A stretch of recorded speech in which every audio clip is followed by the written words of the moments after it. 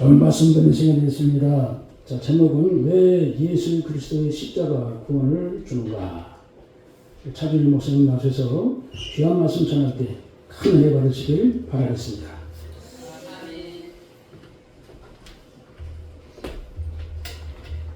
우리 찬양이 너무나 잘하셔서 우리 수진동에 가수가 나오신 줄 알았습니다. 감사드리고 우리 인사합시다. 예수님의 이름으로 사랑하고 축복합니다. 오늘은 종료주일입니다. 고난주간 시작되는 종료주일을 예배드리는데 예수님이 6월절 지키기 위해서 어린 나귀 새끼를 타시고 예루살렘에 입성하시죠. 수많은 무리들이 겉옷을 길에 펴고 특히 어린 나귀 새끼에게 안장을 깔기도 하고 예수님을 타시고 입성하셨습니다. 그때 종려나무 가지를 흔들며 환호하기를 호산나 외치는 거예요. 이 내용이 사복음서에 다 기록됩니다. 마태복음에도 마가복음에도 누가복음에도 요한복음에도. 특히 요한복음에 12장 13절 보니까 종려나무 가지를 가지고 마귀로 나가 외치되 호산나 찬송하려다 주 이름으로 오시는 이 곧 이스라엘의 왕이시여 하더라 그랬죠. 구약 성경에 예언하기를 스가랴 9장 9절에 보니까 시온에 따라 크게 기뻐할지어다 예루살렘에 따라 즐거이 부를지어다 보라 내가 내 왕이 내게 임하시나니 그는 공의로우시며 구원을 베푸시며 겸손하여서 나귀를 타시니 나귀 작은 것 곧 나귀 새끼니라 그랬지요. 예수님이 한 번도 길들이지 않은 나귀 새끼를 타시고 띠뚱띠뚱하면서 예루살렘에 입성하신 모습은 우스꽝스러울 수도 있겠지요. 사실 예수님은 뻔히 아십니다. 종려나무 가지를 흔들며 환호하는 그들은 호산나는 무슨 뜻이냐면은 지금 우리를 구원하소서 그런 뜻입니다. 우리를 구원하소서.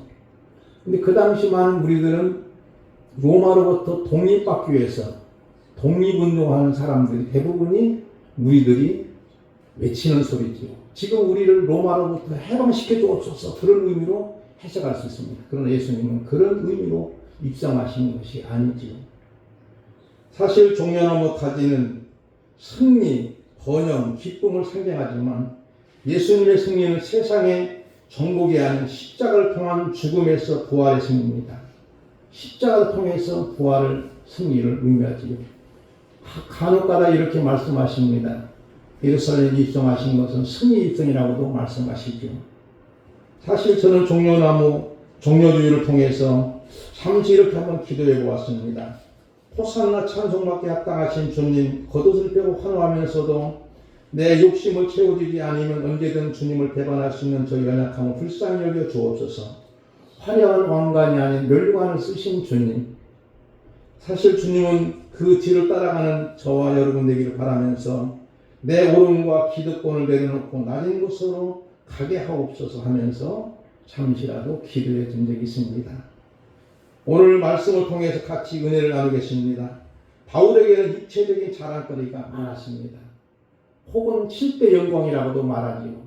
그 말씀이 빌립보서 3장 4절부터 8절까지 있는 말씀인데 한번 우리 다 같이 교독해 볼까요? 인생을 보시고 그러나 나는 육체를 신뢰하는 만하며 만일 누구든지 다른 이가 육체를 신뢰할 것이 있는 줄 생각하면 나는 더욱 그러하니라 하리니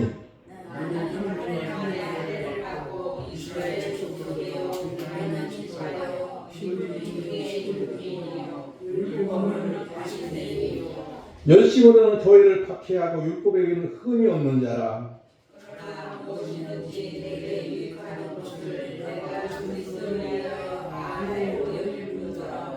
또한 모든 것을 해로 여기면 내 주 그리스도 예수를 아는 지식이 가장 고상하기 때문이라. 내가 그를 위하여 모든 것을 잃어버리고 배설물 여기면 그리스도를 얻고 모든 걸 자기의 7대 영광을 똥으로 여겼다는 거예요. 배설물 여긴 거예요. 오늘날 사회적으로 보면 스펙이 많다는 거예요. 그러나 부활하신 예수님을 달면서 도상에서 만난 후에 바울의 삶은 완전히 달라지는 겁니다. 완전히 180도로 달라지는 거예요. 그래서 오늘 말씀에 6장 14절 상반절에 우리 주 예수 그리스도의 십자가 외에는 결코 자랑할 것이 없으니 십자가 외에는 결코 자랑할 것이더니 사실 그 당시 사회적인 문화는 도저히 이해가 안 되는 상황입니다. 그래서 성경은 말씀하시기를 신명기 21장 22절과 23절에 있는 말씀인데 구약성경 신명기 21장 22, 23절 우리 특송 잘하신 김명식 목사님께서 한번 읽어주시기 바랍니다. 사람이 만일 죽을지를 금함으로 내가 그를 죽여 나무 위에 달거든 그 시체를 나무 위에 밤새도록 두지 말고 그날에 장사하여 내 하나님 여호와께서 내게 기업으로 주시는 땅을 더럽히지 말라. 나무에 달린 자는 하나님께 저주를 받았음이니라. 아멘. 십자가의 나무에 달린 자는 하나님께 무엇을 받았다고요? 축복을 받았다고 그랬어요? 저주를 받았다는 거예요. 근데 바울 사도는 이 저주의 십자가를 결코 십자가밖에 자랑할 것이 없다는 거예요. 자기의 모든 영광을 다 배설물기고 오직 십자가만을 자랑하는 삶이에요. 그것이 바로 죽음에서 생명을 주니 예수님의 십자가는 죽음의 생명을 주니 바울은 십자가만을 자랑하는 거예요. 우리의 구원은 전인적인 구원입니다. 그래서 또는 지적인 것, 정적인 것, 의지적인 모든 면에서 구원이 이루어집니다. 우리 삶에서 최고로 기쁜 일이 무엇일까요? 죽음의 환경에서 생명을 다시 얻게 되는 것이라고 생각합니다. 그간무도 환자가 사형언도를 받았는데 수행생활 중에 예수님 믿고 나서 사람이 달라졌지. 근데 마침내 8.15 특사를 통해서 특별 사면이죠. 대통령의 특별 사면을 통해서 풀려났습니다. 자유몸이 됐죠. 해방됐죠. 죽음에서 생명을 얻게 된 그날은 그분에게는 최고의 최대의 기쁜 날인 줄 믿습니다. 율법은 옳은 겁니다. 귀한 겁니다. 참 좋은 겁니다. 그러나 구원은 아니죠. 다만 죄를 깨닫고 예수님께로 인도하는 몽학선생에 불과합니다. 이 몽학생이라는 말은 초등학교나 유치원 선생님에 불과하다는 거죠. 그래서 율법은 참 좋은 것이지만 한계는 구원까지는 못 간다는 거예요. 그래서 율법은 꼭 필요하지만 율법주의가 문제입니다. 율법은 좋은 거예요. 옳은 거예요. 귀한 겁니다. 그렇다고 해서 율법을 버려서는 안 되고 율법주의를 버리는 거예요. 오직 율법으로만 구원받는다고 하는 주의는 버려야 됩니다. 하나님의 은혜는 온 우주보다 크지만 은혜주의도 또한 문제입니다. 하나님의 은혜는 온 우주보다 커요. 측량할 수 없는 거예요. 하늘을 두루마리 삼고 바다를 몽구로 삼아도 하나님의 사랑은 다 기록할 수 없는 거예요. 어마어마하게 큰 하나님의 사랑, 은혜와 사랑은 크지만 은혜주의가 또 문제. 죄를 짓고도 하나님 은혜가 받으면 되는 거예요. 이렇게 말하면 안 되지. 미랑이라는 영화에서도 그런 제목이 토막이 나오지. 죄를 실컷 짓고도 하나님 앞에 용서가 하면 되는 거야. 그건 은혜주의예요. 은혜주의는 잘못된 겁니다. 은혜는 엄청나게 넓고 큰 것이지만 그러므로 우리는 하나님의 전적인 은혜로 통해서 구원받은 줄 믿으시기 바랍니다. 왜 예수님의 십자가가 구원을 주는가요? 먼저 사망의 원인을 알아야 됩니다. 우리가 너무 잘 아는 아담이 지은 원죄로 이미 죽음이 이 땅에 왔습니다. 그 해결은 우리가 책임질 수 없습니다. 오직 예수 그리스도의 십자가로 이미 책임을 지셨습니다. 원죄는 예수님의 십자가의 능력으로 죽음에서 생명을 얻게 된 거예요. 요한복음 10장 10절 말씀처럼 도둑이 오는 건 도둑질하고 죽이고 멸망시키는 것뿐이지만 내가 온 것은 생명을 얻게 하고 더 풍성히 얻게 하렵니다.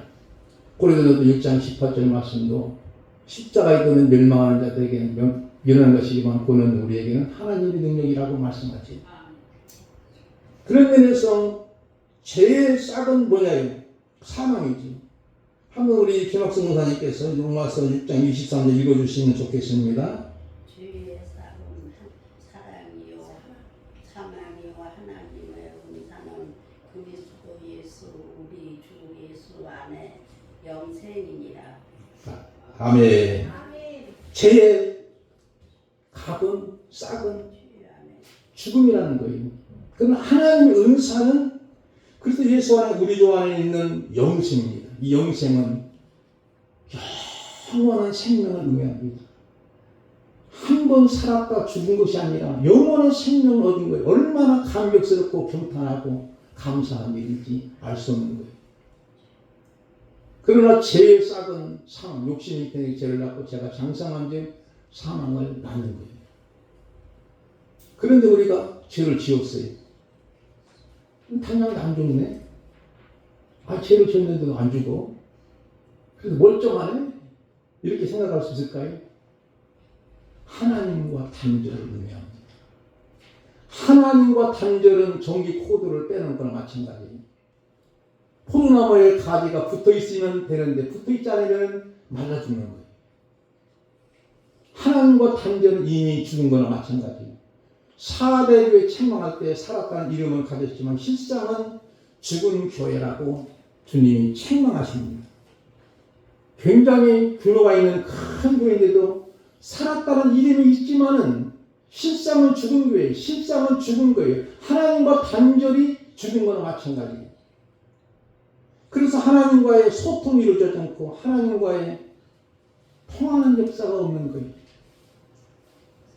그리고 우리는 하나님과의 통할 수 있으면 그것이 결과적으로 나와 하나님과의 신통의 관계인 줄 믿습니다.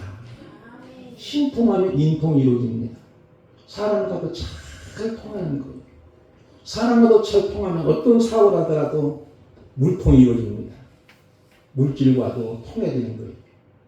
우리는 물질을 따라가는 것이 아니라 물질이 따라올 수 있는 신앙생활이 있기를 주님의 이름으로 축복을 드립니다.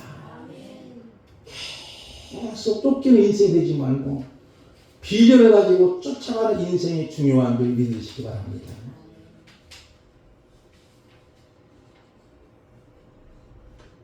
우리 제 문제는 내가 해결할 수 없는 거예요. 제 문제 해결해야만이 구원을 받게 되고 복을 받는 줄 믿으시기 바랍니다. 우리가 보통 제 문제 해결되지 않고 어떤 기적을 체험했어요. 복일까요? 화일까요? 제 문제 해결되지 않고 어떤 기적을 체험했어요. 신비한 기적을 체험했는데 그것이 축복일까요? 아니면 축복이 아닐까요? 축복이 아닙니다. 그것은 저주가 되고 화가 될 수 있지. 왜? 교만에 빠집니다. 교만에 빠지니까 결과적으로 교만은 멸망의 선봉이 되지요. 언제든지 제 문제 해결받고 나서 우리가 병 고친 은사도 받는 것이 중요한 거예요. 그런데 제 문제 해결되지 않는 상황에서 어떤 병 고치는 은사를 받았어요. 그러면 신난다. 나는 하나님으로 특별한 사람이야. 그래가지고 교만에 빠져가지고 결국은 망하는 경우들이 상당히 있는 거예요. 우리 예수님께서 마태복음 9장에 보니까 3복음서에 다 기록됐는데 중풍병자를 고치실 때 어떻게 고쳤냐면 중풍병자에게 소자야 내 작은 자야 내 죄 사함을 받았느니라 하셨습니다. 내 죄 사함을 받았다 했어요. 그래서 서기관들이 하나님을 모독한다고 신성 모독한다고 비아냥거리는 거예요. 그때 예수님께서 뭐라고 말씀하시냐면 내가 이 사람에게 일어나 걸어가는 말과 죄 사함을 받았느니라는 말이 어떤 것이 있겠느냐. 내가 세상에서 죄를 사하는 권사가 있는 줄 모르느냐. 그리고 나서 이 환자에게 중풍병자에게 일어나 걸어라. 내 자비를 들고 걸어가라고 집으로 가니까 벌떡 일어나서 침상을 내고 걸어가는 거예요. 그런 모습은 바로 제 문제가 먼저 해결돼야만이 신의 은사도 복이 되는 줄 믿으시기 바랍니다. 그렇지 않고는 복이 되는 것이 아니에요. 사람들은 제 문제 해결되지 않고도 뭔가 희한한 것을 노리는 거예요. 희한한 것을 바라는 거예요. 아닙니다. 우리의 제 문제 내가 해결할 수 있는가요? 절대 해결할 수 없는 거예요. 해결을 한다 하더라도 용서가 안 되면 구원을 얻을 수 없습니다. 우리는 보통 탕자가 돌아왔으니 구원받았다고 합니다. 그러나 그를 끝까지 용서하시는 아버지의 마음에서 자녀로 회복된 것이지. 그래서 구원의 복은 내가 회개한다고 해서 다 되는 것이 아니라 하나님 아버지의 손에 달리는 거예요. 우리의 회개의 의무는 있지만 구원받으면 내 힘으로 되는 것은 아니라 하나님의 전적인 은혜로 속량한 완전한 속죄가 이루어집니다. 하나님의 전적인 은혜인 줄 믿습니다. 에베소 2장 8절 말씀처럼 믿음은 하나님의 선물인 것입니다. 용서의 키는 전적으로 하나님 아버지 손의 마음에 달려 있습니다. 용서는 얼마만큼 사랑하느냐에 따라서 용서가 가능합니다. 그런데 용서는 사랑함과 관계가 있습니다. 우리가 너무나도 우리 목사님, 홍 목사님께서 지금 예배 전에 묵도하신 내용의 말씀이 너무나 잘 알지요. 하나님 세상을 이처럼 사랑하사 독생자를 주셨으니 그는 저를 믿는 자마다 멸망치 않고 영생을 얻게 하니라. 요한복음 3장 16절 말씀. 여기서 이처럼이라는 말은 무슨 뜻이냐면 이따만큼 또는 한없는 사랑, 끝없는 사랑, 이처럼으로 표현합니다. 아버지의 사랑은 70번씩 7번 또는 7번씩 70번을 용서할 수 있습니다. 수학적으로 계산하면 490번인데 여러분이요, 우리 인간관계에서 490번을 용서할 수 있을까요? 부부의 관계, 형제의 관계, 부자의 관계 가능할 수 있을까요? 완벽하진 않지만 모자의 관계나 부자의 관계는 어느 정도 가능할 수 있겠지요. 그러나 이 모든 것, 십자가의 사랑만이 우리의 모든 죄를 용서하게 됩니다. 패션 오브 크라이스트라는 영화를 대부분 우리 기독교 신자들이 보았을 줄 믿습니다. 클라이맥스가 절정이 어디냐면 예수님이 용서의 기도예요. 아버지, 저들을 사하여 주옵소서. 저들을 사하여 주옵소서. 저들이 알지 못하고. 그 말씀이 누가복음 23장 34절부터 37절까지인데 우리 차현서 목사님 한번 길지만 읽어주시면 고맙겠습니다. 예수님께서 이르시되 아버지, 저희들은 사하여 주옵소서. 자기들이 하는 것을 알지 못하나이다 하시더라. 그들이 그의 옷을 나누어 제비 뽑을새 백성은 서서 구경하는데 관리들은 비웃어 이르되 저가 남은 구원하셨으니 만일 하나님이 택하사 자 그리스도이면 자신도 구원할지어다 하고 군인들도 희롱하며 나와 신포도들을 주며 이르되 네가 만일 유대인의 왕이면 내가 너를 구원하리라 하더라. 아멘. 아버지여, 저들을 용서하여 주옵소서. 저들이 하는 것을 알지 못합니다. 여러분, 예수님이 이렇게 기도하신 거예요. 자기를 십자가에 못 박는 로마 병사를 위해서도, 조롱하는 이들을 위해서도, 심지어는 마귀가 사람 이용해서 네가 하나님의 아들이면은 십자가에서 내려와라. 그럴 때 예수님은 그들을 위해서도 알지 못하오니 용서해달라고 기도하는 거예요. 용서해달라고 기도하는 거예요. 예수님의 용서의 기도는 끝없는 사랑에서 나오는 겁니다. 하늘을 두루마리 삼고 바다를 먹물 삼아도 한없는 하나님의 사랑, 다 기록할 수 없는 그 사랑 우리가 경험한 줄 믿습니다. 미우라 야하코라는 사람이 일본 유명한 여러 소설가인데 빙점을 쓰신 분입니다. 그분이 또 책을 썼는데 양친의 언덕이라는 책을 썼습니다. 그 책의 내용을 요약하면 이런 내용입니다. 주인공은, 여주인공은 나오미고 남자 주인공은 로지인데 둘이 고등학교 때 눈이 맞아가지고 서로 사귀다가 고등학교 졸업하고 나서 부모님이 반대하는데도 둘이 딴 살림을 책인 거죠. 근데 얼마 못 가는 거지. 이 요지 남편이 술도 잘 먹고 바람기도 있고 너무나 지쳐서 나오니까 더 이상 견딜 수 없어 도망쳐 나와서 다시 친정으로 돌아옵니다. 근데 얼마 있다가 요지가 햇병이 걸려가지고 처같이 오는 거예요. 나오미가 받을 수 있을까 안 받을 수 있을까 여러분? 도무지 받을 수가 없는 상황인데 나오미 아버지는 목사님이거든요. 야, 용서해주자, 받자. 아버지의 설득으로 요지를 받아들이는 거예요. 그리고 장인과 장모의 그 믿음에 감동이 돼서 예수님을 믿게 되고 다락방에 올라가서 그림을 그리는 거예요.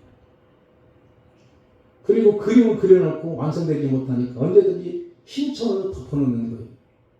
아무도 보여주지 말고 못 보게 합니다.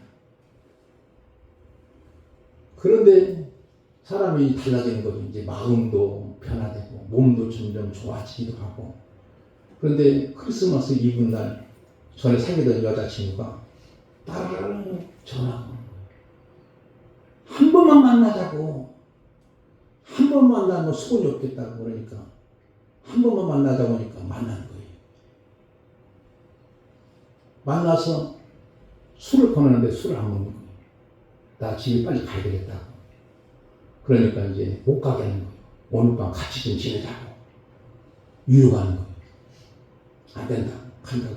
그러면 내가 보내줄 테니까 한 잔만 먹고 가라. 딱 한 잔만 먹고 가라고. 거기다가 수면제 타가지고 한 잔을 먹은 거예요.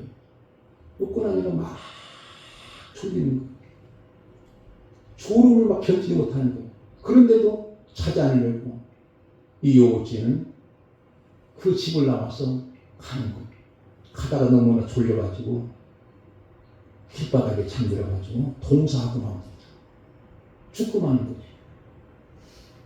그리고 나서 이제 절정은 뭐냐면 그 장례식을 마치고 나서 나오미 아버지 목사님 부부가 그림을 덧쳐보는 거예요.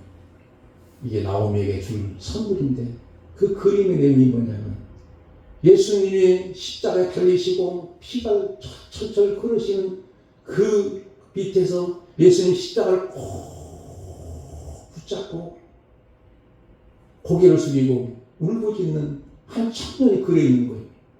그게 바로 요지. 그러면서 나오미 아버지 목사님은 이 요지의 신앙의 고백이구나 하면서 이제 마칠 무렵인데 그 마칠 때 나오미가 23살인데 그냥 결혼하지 않고 살아가는 거. 그런데 고아원에 가서 열심히 봉사하다가 어떤 다케시마라는 사람을 만나게 되는데 둘이 사랑만 했지 결혼 안 했지.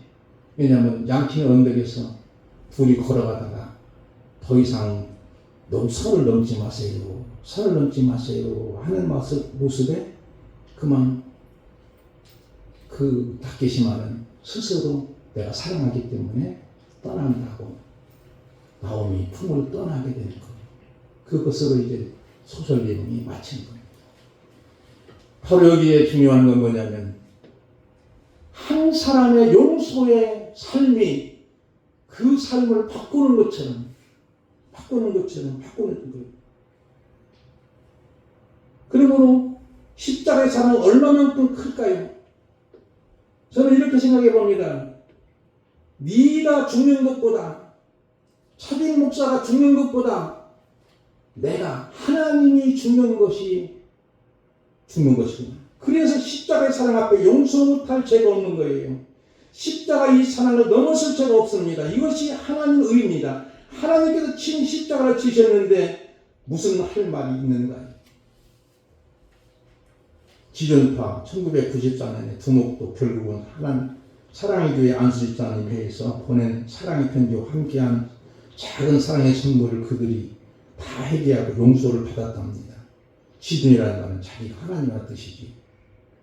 최초로 연쇄살인범 김대도도 예수님 믿고 그의 영혼이 구원을 받았습니다. 일가족을 살해한 고재봉도 역시 예수 믿고 구원을 받았다는 거예요. 별명이 입에 담기도 어렵지만 도끼로 이막가라사 도끼로 일가족 7명을 죽인 거예요. 그런데 차남대 목사님이 마지막에 그를 전도하면서 이제 사형터에 이슬을 사라질 때 마지막 한 말이 뭐냐니까 찬송을 부르다는 거예요.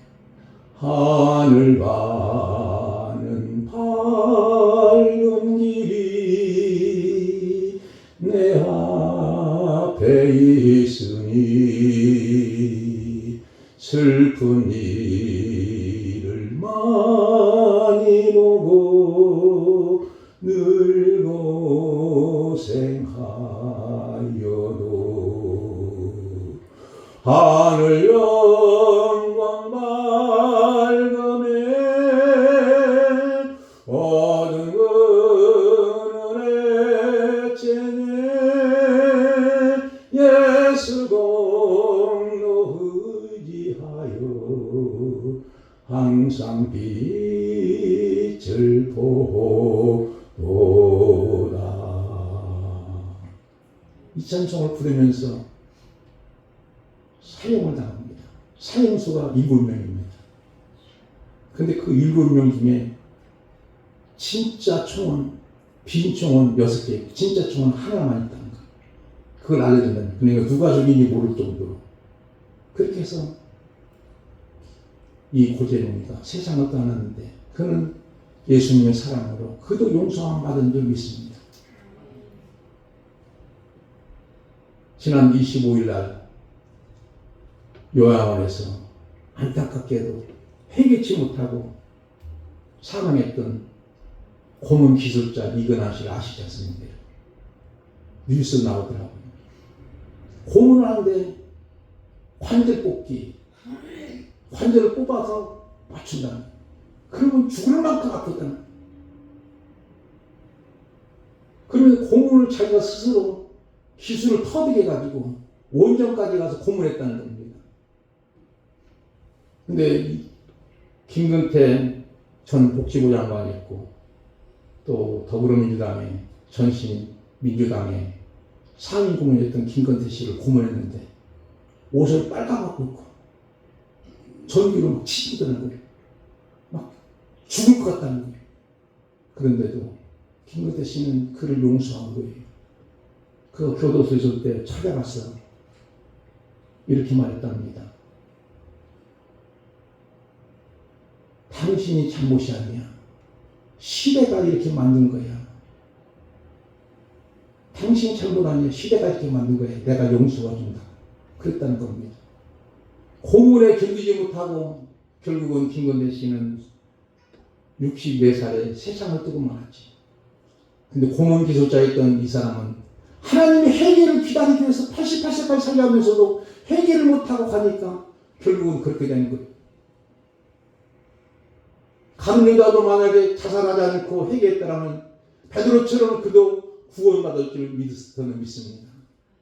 그러므로 하나님의 용서는 한없는 사랑의 용서입니다. 끝없는 용서예요. 그 어마어마한 죄를 지은 사람일지라도 그 하나님의 사랑을 넘을 사람이 없는 거예요. 그 사랑을 우리가 입은 거예요. 그럼 우리는 죄 문제를 이미 벌써 용서함 받은 것을 믿고 주님 앞에 더 가까이 나아가는 것이 중요한 겁니다. 이사야 1장 18절 말씀은 우리 김재인 목사님 인생을 보고 읽어주시면 좋겠습니다.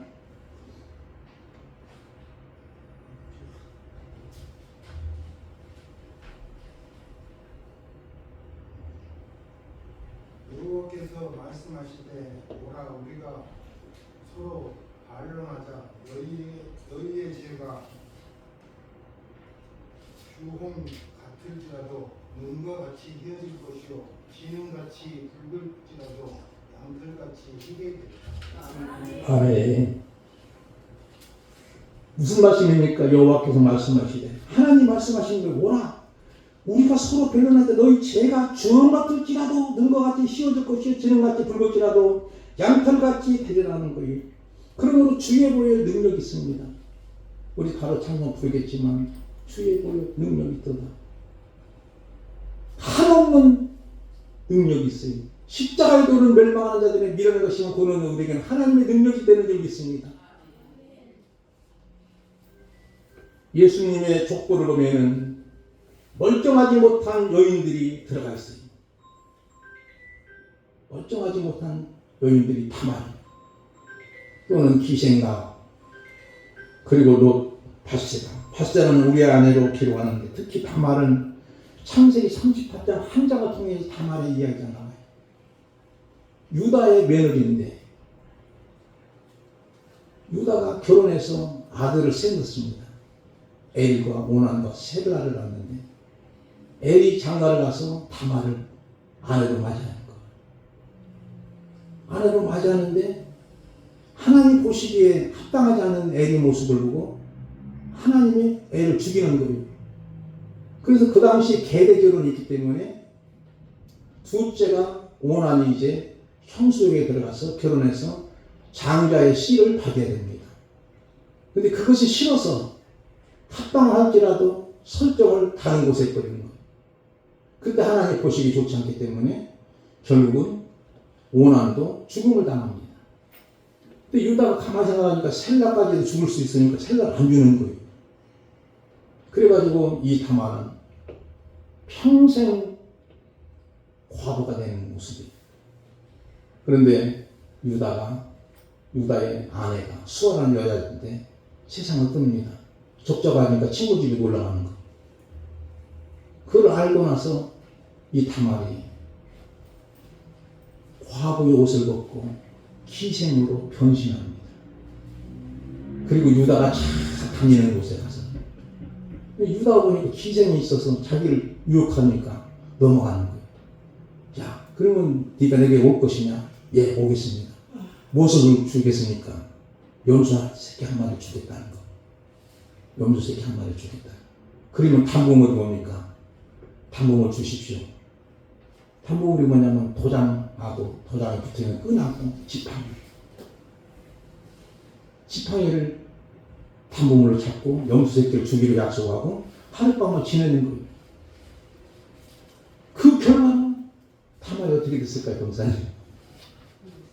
임신했는데 쌍태를 임신한 거. 점점 배가 막 크게 배부르니까는 하인들이 이야기하기를 당신의 며느리 다말이 임신 중에 있습니다. 불결한 부정한 얘기 됐습니다.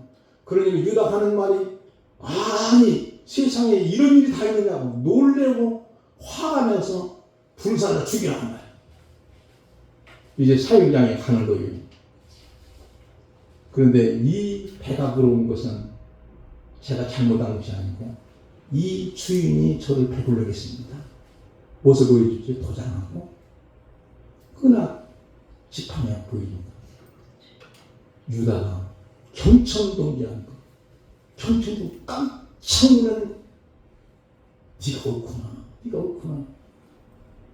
자, 이 내용을 여기까지 말씀드리는데, 그리고 나서 이제 베레스를 낳고 세라를 낳는데, 베레스가 또 결국 예수님 족보에 들어가지.